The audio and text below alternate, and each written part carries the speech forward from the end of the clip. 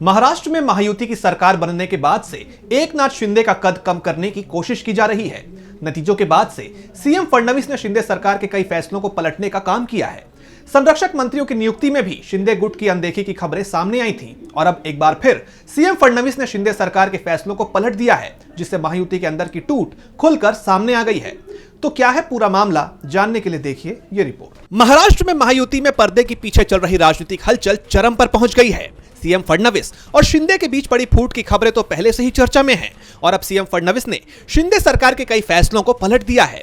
शिव सैनिकों का कहना है कि नाराजगी की कई वजहें हैं। बीते कुछ महीनों में कुछ ऐसे फैसले हुए हैं जिनमें एकनाथ शिंदे के समय के फैसलों को पलटा गया है। इस वजह से शिंदे गुट असहज है। इसके अलावा अजित गुट की एनसीपी की बीजेपी से बढ़ती नजदीकी को भी एक मुख्य कारण माना जा रहा है। इनमें एक फैसला स्कूलों को लेकर भी है।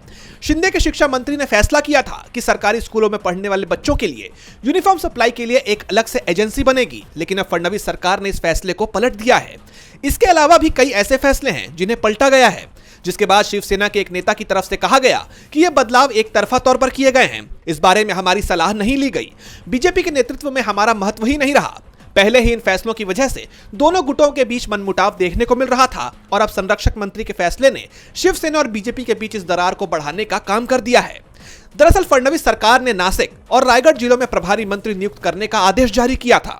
इस फैसले पर शिंदे गुट की शिवसेना ने नाराजगी जाहिर की थी। इसके विरोध में कई जगहों पर शिव सैनिकों ने विरोध प्रदर्शन भी किए, जिस पर सरकार को स्टे लगाना पड़ा। ऐसे में सवाल ये उठ रहे हैं कि अब शिंदे क्या रुख अपनाएंगे। डीबी लाइव महाराष्ट्र की रिपोर्ट।